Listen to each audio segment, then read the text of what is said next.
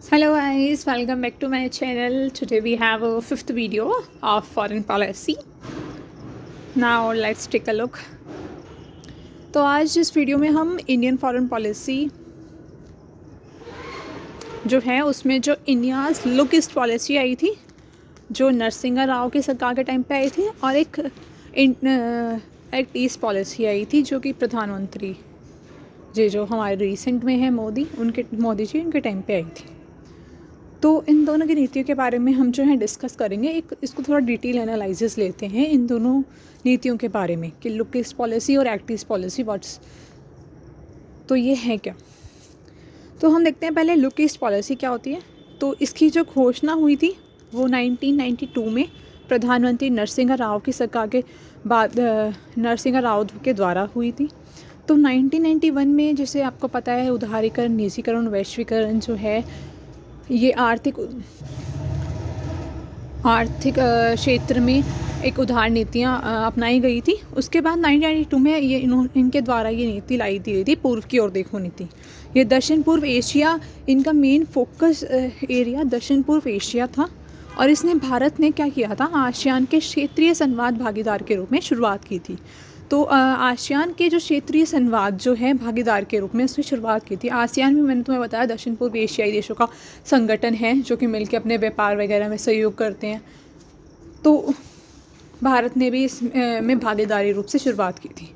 अगर इस नीति का विस्तार देखा जाए कि नीति जो है इसका विस्तार कहाँ कहाँ हुआ है, तो इसका मेन विस्तार पूर्वी एशिया और ओनेशिया के वहाँ पर हुआ है। पूर्वी एशिया और ओशिनिया के वहाँ हुआ है।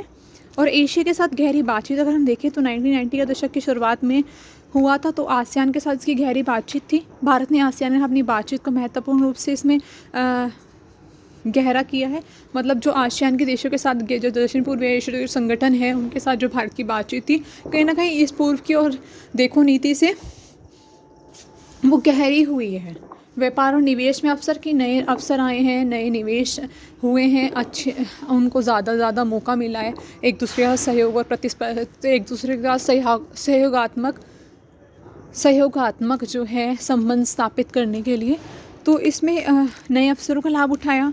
पूर्व की ओर देखो जो नीति थी इसका परिणाम क्या हुआ कि आर्थिक संपर्क में स्पष्ट रूप से कहीं ना कहीं ये मतलब आर्थिक क्षेत्र में जो है ज़्यादा स्पष्ट रूप से देखने को मिलते हैं कि हाँ अर्थव्यवस्था के क्षेत्र में ज़्यादा सुधार देखा गया है इस टाइम पे, और इनमें आपसी लेन देन ज़्यादा देखा गया है।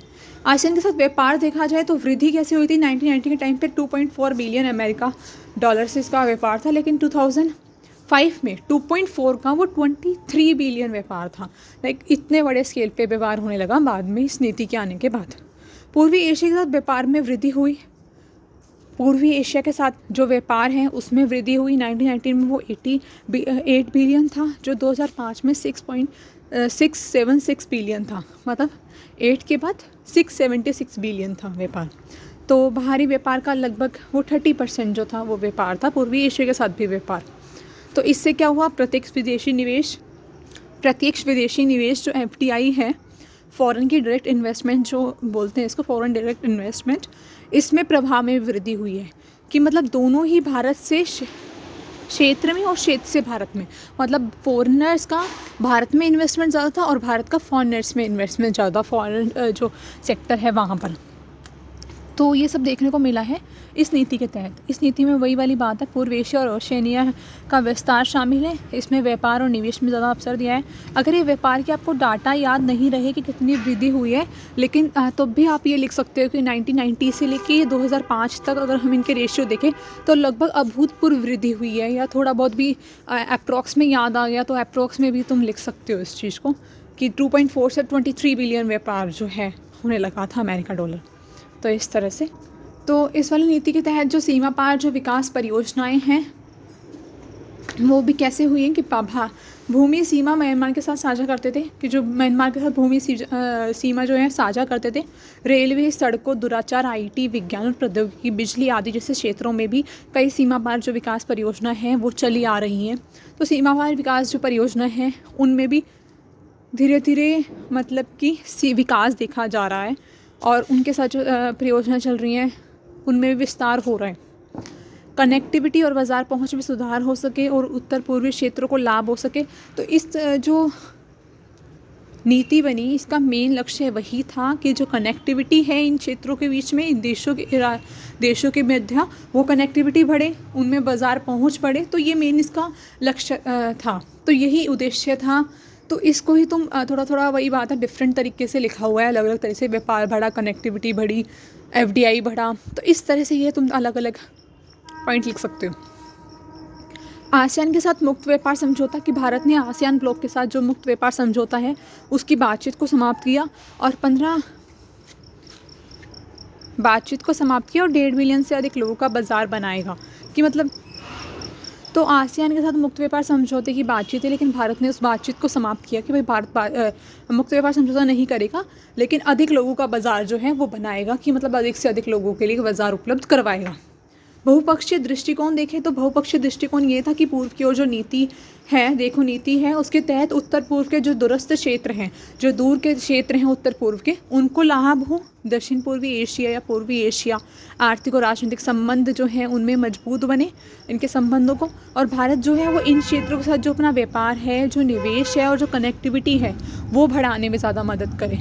तो यही इस नीति के उद्देश्य थे। उसको अलग अलग उसमें लिखा हुआ है, तो आप भी पॉइंट वाइज इसको डिफरेंट पर्सपेक्टिव से देखते हुए इस नीति के बारे में लिख सकते हैं।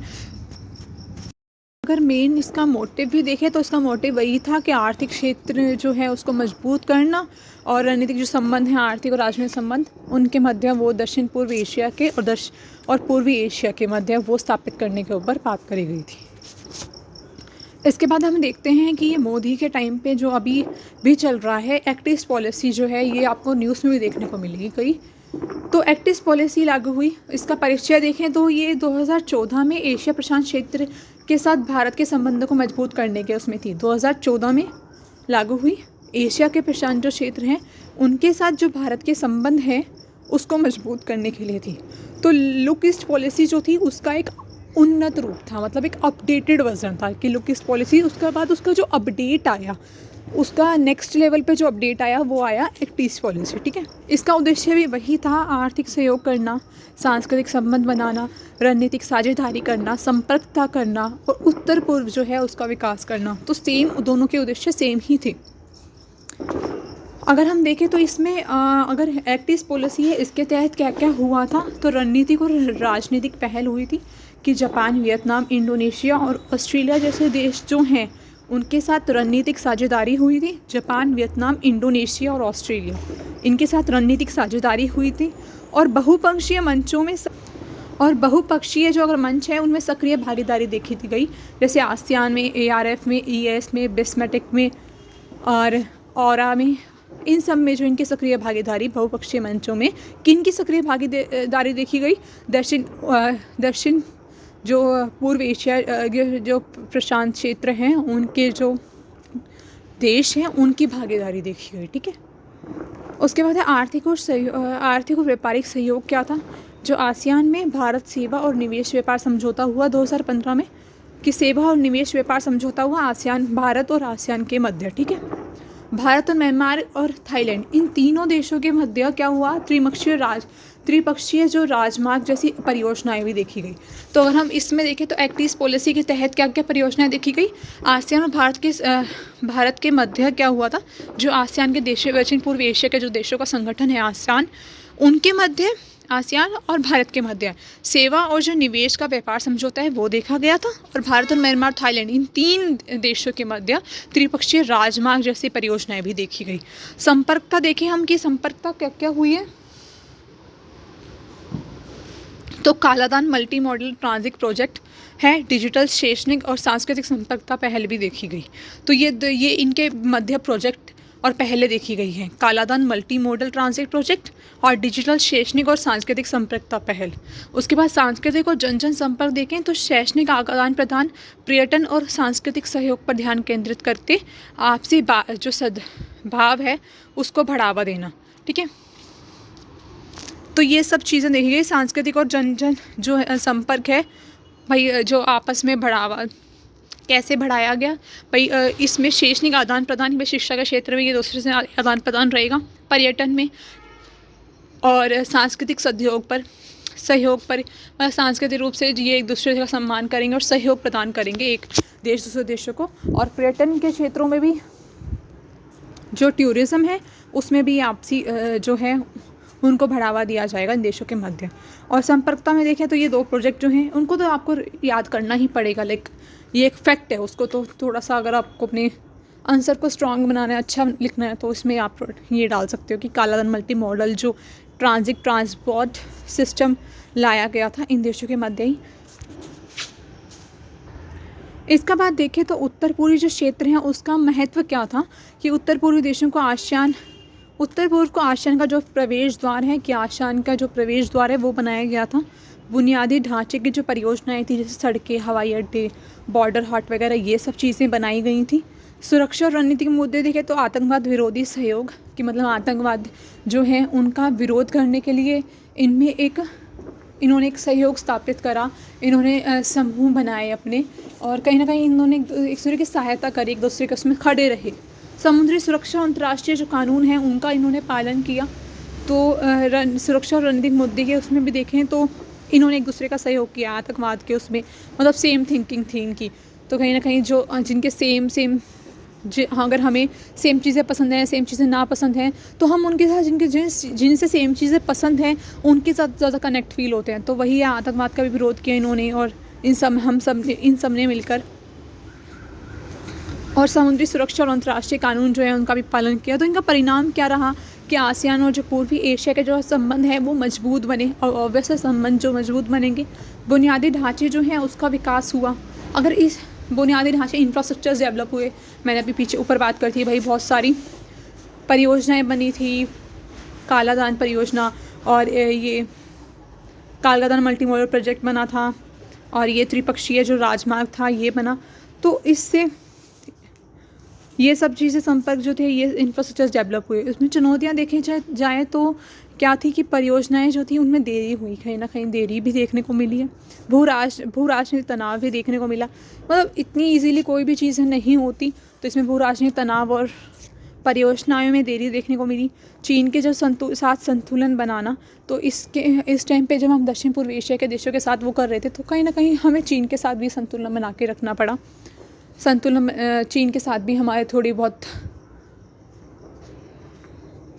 बातचीतें हुई हैं, विवाद हुए हैं, या जो भी, उनसे भी ये चीज़ें क्लियर करनी पड़ी, तो उनके साथ भी संतुलन बना के रखना पड़ा।